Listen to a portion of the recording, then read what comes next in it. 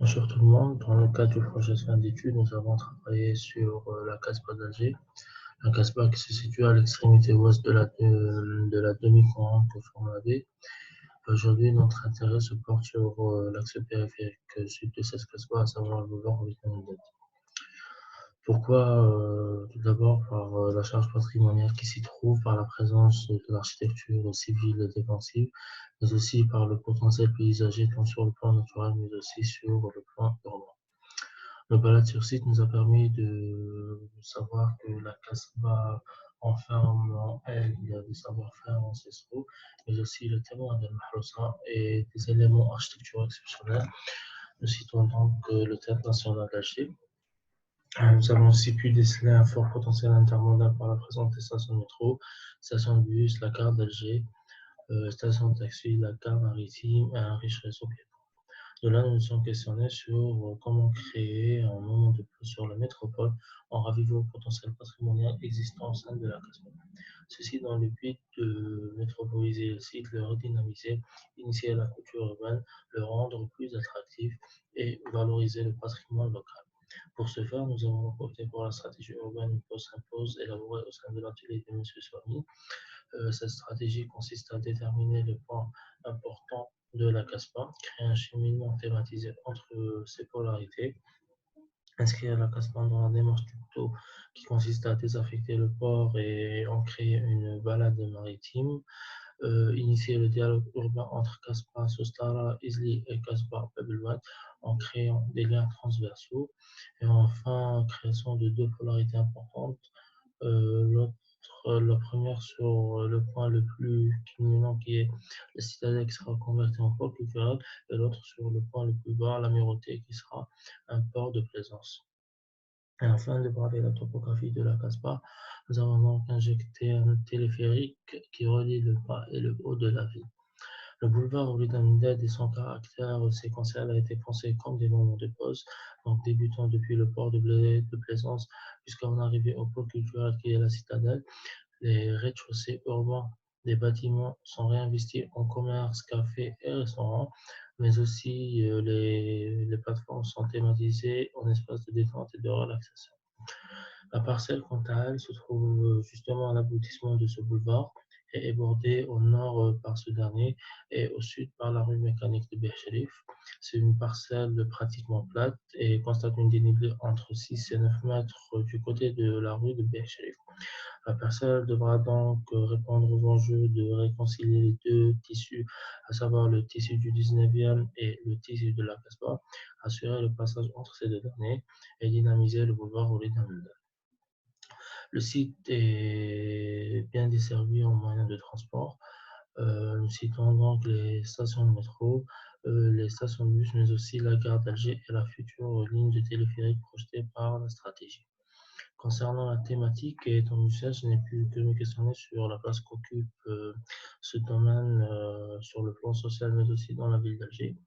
Nous avons répertorié les différents conservatoires, mais aussi les différents fabricants d'instruments, et nous remarquons le déclin de ce domaine par rapport à ce qu'il en était auparavant. Alors, nous avons démarré de l'héritage qui tourne autour de ce patrimoine immatériel pour en faire le programme du projet.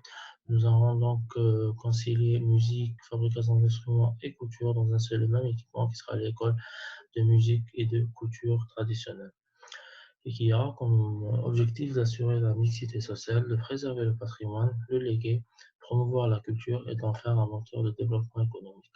Les usagers visés sont multiples, depuis les artisans, élèves qui fréquentent les lieux de manière quotidienne jusqu'aux touristes et habitants qui le fréquentent de manière occasionnelle. Concernant l'approche conceptuelle, nous avons démarré la réflexion depuis l'emblème de la Casbah, ses terrasses, mais aussi sa signature.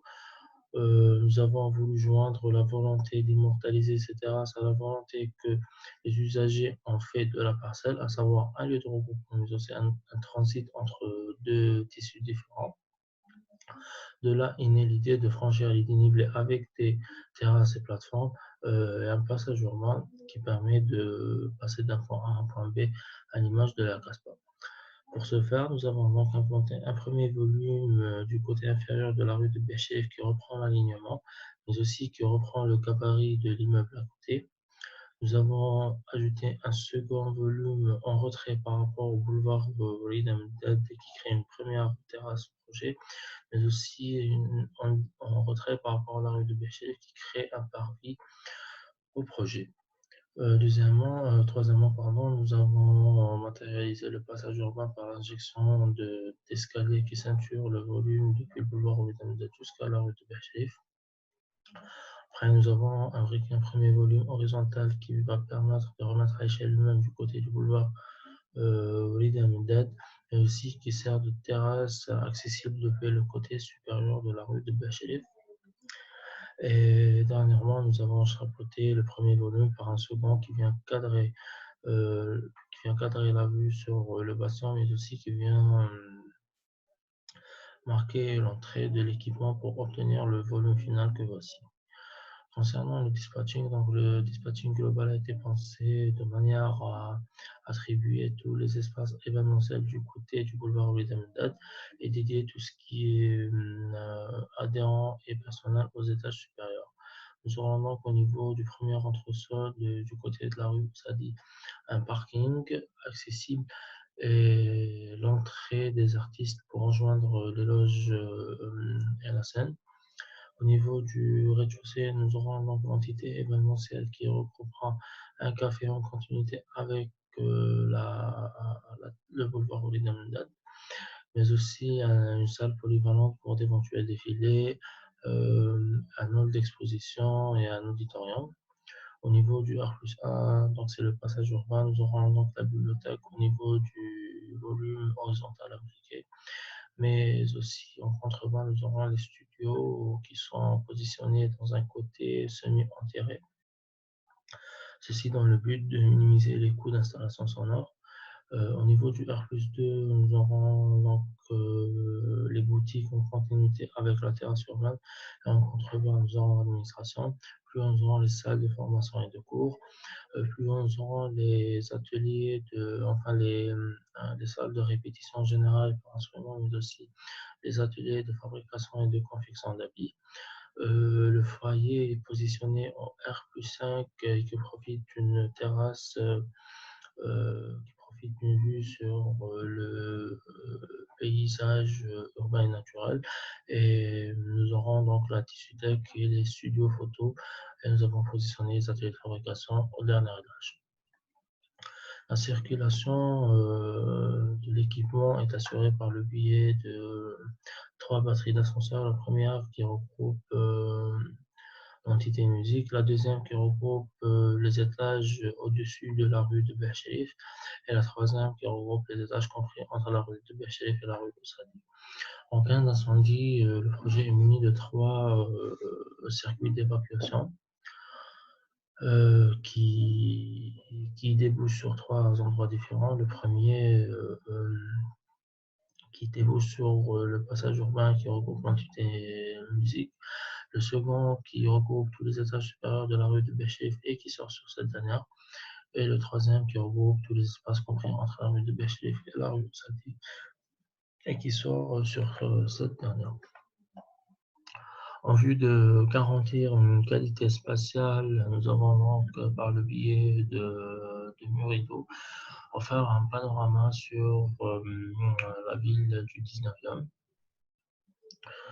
Et en vue d'être plus efficace, donc nous avons mis les accès du grand public du côté du boulevard Walid Amdad pour répondre aux objectifs de la stratégie urbaine. Et le personnel et les adhérents peuvent y accéder à partir de la rue de Berchef.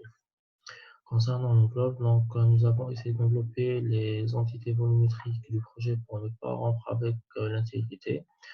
Deuxièmement, étant implanté en face du bassin 8, nous avons tenté de faire un clin d'œil à l'architecture défensive en pensant les fenêtres comme de fines fentes sur le mur, rappelant l'esprit des meurtrières.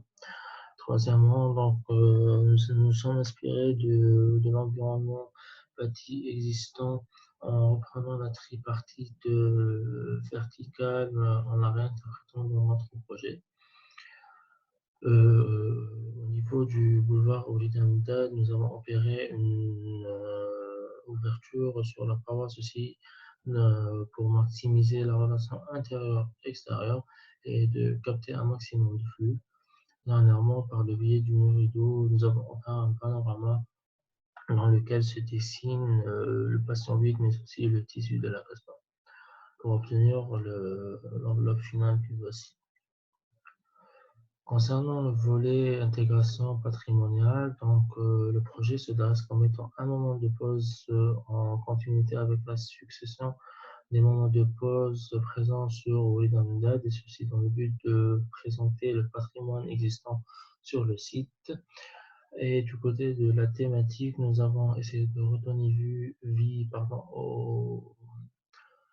au patrimoine matériel et immatériel en proposant des ateliers de couture et de confection d'habits traditionnels, des espaces d'enregistrement de vente de CD pour mieux véhiculer le patrimoine et la musique traditionnelle, des salles de cours et de formation, mais aussi de répétition pour transmettre le savoir-faire aux jeunes générations, et enfin des ateliers de fabrication d'instruments.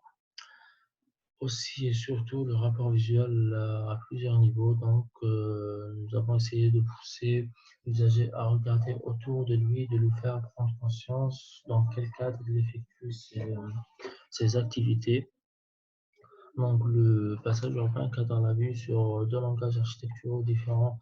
Le premier qui met en valeur le tissu du 19e en cadrant la vue sur un immeuble néoclassique du côté de la rue de Bachelet, et le second du côté du boulevard Vitamine D qui met en valeur le patient 8.